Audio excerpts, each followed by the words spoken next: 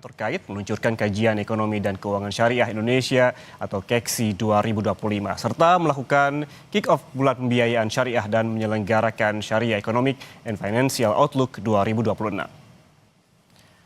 Kegiatan bertema sinergi ekonomi dan keuangan syariah mendorong pertumbuhan ekonomi lebih tinggi dan berdaya tahan. Ini merupakan sarana diseminasi komunikasi untuk menyampaikan tantangan strategi dan arahan kebijakan ekonomi dan keuangan syariah ke depan, serta menandai dimulainya rangkaian BPS dalam upaya mendorong intermediasi sektor keuangan syariah, terutama kepada sektor real.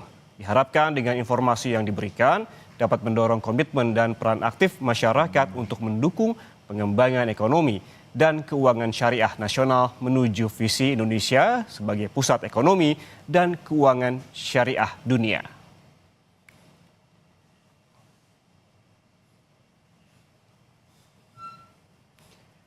Kinerja ekonomi dan keuangan syariah tetap tumbuh di tengah ketidakpastian global. Di level nasional, sektor unggulan ekonomi dan keuangan syariah menunjukkan kinerja yang relatif lebih baik dan menopang pertumbuhan ekonomi yang juga lebih tinggi. Meskipun pertumbuhan sektor keuangan syariah masih menghadapi tantangan. Kita langsung bahas bersama Dadang Mulyawan, Direktur Eksekutif Departemen Ekonomi dan Keuangan Syariah Bank Indonesia. Selamat pagi, Pak Dadang. Pagi, Pak. Pak Dadang, menurut Anda ini di tengah ketidakpastian global, bagaimana sih asesmen dari Bank Indonesia terhadap prospek ekonomi dan juga keuangan syariah global dan juga nasional untuk ke depannya?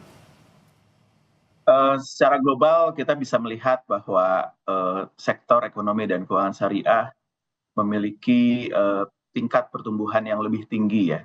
Dan di negara-negara OIC kita bisa melihat bahwa level dari PMI-nya bisa dipertahankan lebih di atas 50, sehingga kita bisa melihat bahwa ekonomi dan keuangan syariah ini bisa menjadi salah satu engine untuk pertumbuhan ekonomi nasional. Dan kita juga melihat bahwa tren untuk value based ekonomi sangat sejalan dengan nilai-nilai yang berkembang di dalam ekonomi syariah, sehingga banyak inisiatif yang bersifat internasional dan relevan terhadap inisiatif-inisiatif nasional dan juga sangat relevan. Kita bisa melihat bahwa sektor halal value chain tumbuh di atas 6% dengan pangsa di atas 27% dari PDB nasional. Dan ditopang oleh aktivitas usaha syariah yang kontribusinya mencapai sekitar 47% dari PDB.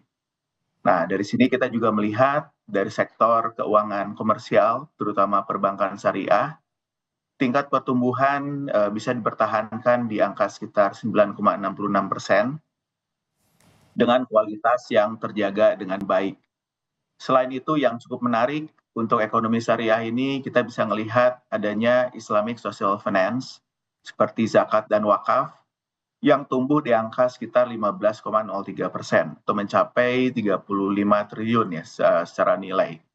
Yang ini bisa menjadi salah satu faktor pelengkap dan penguat safety net dari ekonomi nasional.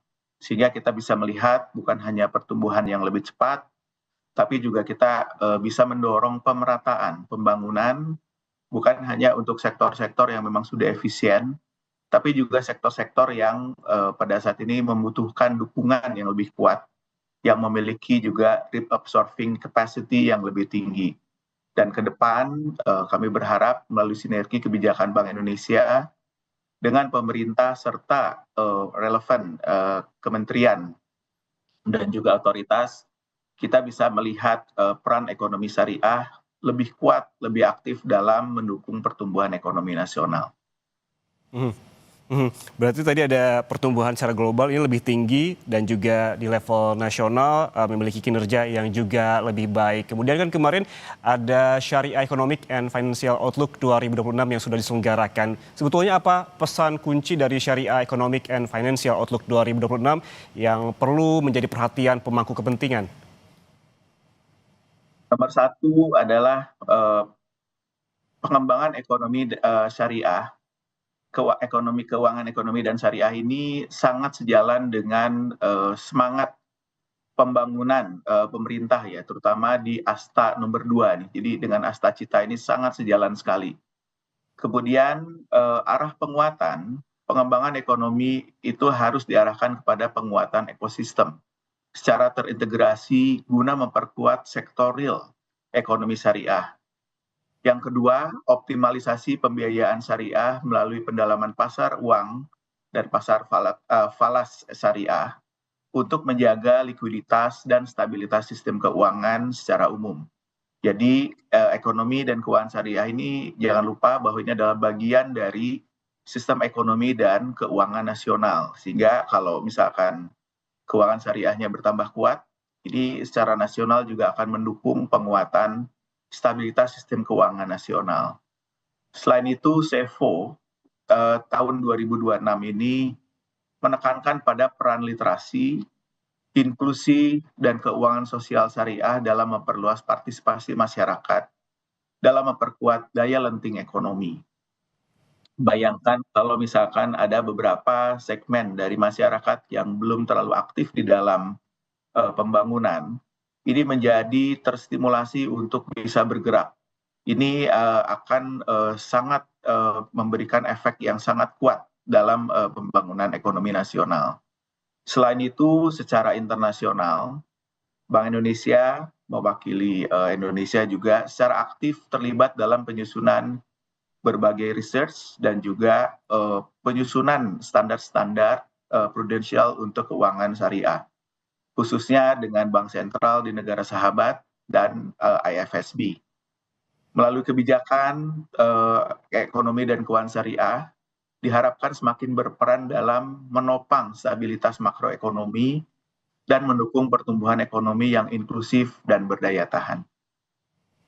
Oke, ada beberapa poin juga yang bisa digarisbawahi termasuk juga soal penguatan secara ekosistem. Kemarin juga yang diselenggarakan adalah peluncuran kajian ekonomi dan juga keuangan syariah Indonesia atau KEKSI 2025. Pak Dadang, apa saja sih pembaruan dan juga rekomendasi kebijakan utama dalam KEKSI pada tahun ini?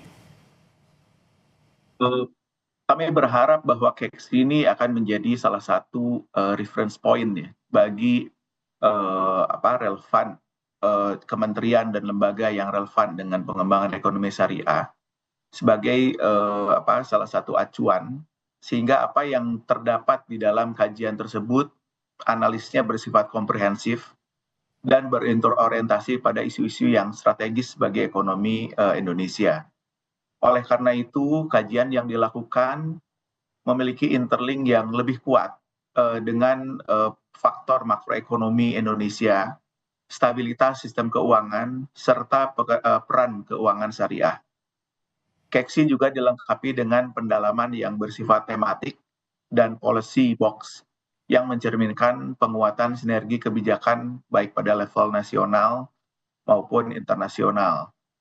Nah, oleh karena itu kita berharap dari kementerian dan lembaga tersebut ini bisa saling berkoordinasi karena kami sangat ingin bahwa dengan koordinasi yang lebih kuat, pengembangan di satu sektor ketika diresonansikan dengan pengembangan di sektor lain, ini akan memberikan impact yang lebih kuat. Sebagai contoh, Kementerian Keuangan pada saat ini sudah menjadi salah satu sukuk issuer terbesar di dunia, yang kebijakan tersebut tentunya dimanfaatkan oleh pengembangan pendalaman pasar uang syariah secara nasional, di mana di sana kebijakan moneter dari Bank Indonesia ini menggunakan underlying sukuk pemerintah.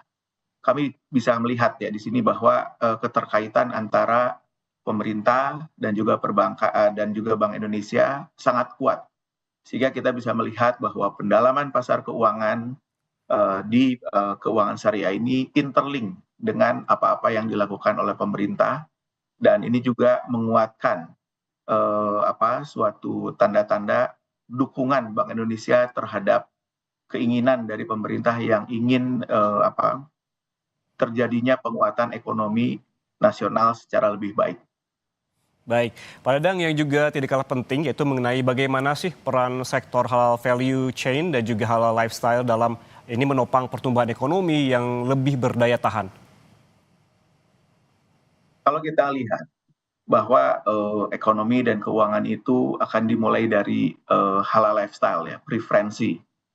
Jadi kita bisa melihat secara domestik permintaannya itu semakin kuat setiap hari ini. Terus yang kedua, selain dari permintaan domestik, kita melihat bahwa pertumbuhan secara pasar global ini juga menjadi hal yang lebih luas dan juga lebih kuat. Pengembangan ekonomi dan keuangan syariah ini bukan hanya terjadi di negara-negara yang mayoritas Muslim, tapi juga terjadi di beberapa negara, bahkan di Jepang, Korea. Ini juga mereka memiliki suatu keinginan untuk mengembangkan.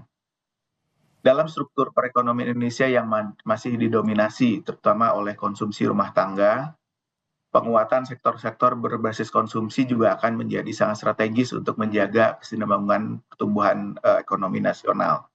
Dan ini juga sangat sejalan dengan kebijakan pemerintah seperti untuk standarisasi produk-produk halal di nasional. Nah, ini akan memberikan suatu penguatan secara struktural. Pada tahun 2025, sektor halal value chain ini tumbuh 6,2% secara tahunan. Dengan pangsa terhadap PDB nasional meningkat menjadi sekitar 27%. Sektor makanan dan minuman halal, pertanian, pariwisata ramah muslim, serta fashion muslim juga berperan langsung menopang konsumsi domestik. Selain itu juga mendorong ekspor, serta memperkuat UMKM dan penciptaan lapangan kerja. Jadi halal value chain yang kita buat juga bukan hanya menyentuh sektor korporasi, akan tetapi juga untuk Bank Indonesia juga mendorong pengembangan unit-unit yang dari segmen UMKM ya, sehingga kita bisa melihat semakin banyak lagi elemen-elemen dari masyarakat yang berperan serta dalam mendukung dan menopang pengembangan ekonomi nasional. Baik, berarti BI sangat mendorong pengembangan di segmen UMKM. Pak Dadang, jika pada segmen ini kita membahas mengenai outlook dan juga arah kebijakan, usai jeda kita akan membahas apa saja langkah konkret melalui kick-off bulan pembiayaan syariah. Tetaplah bersama kami di Kompas Bisnis.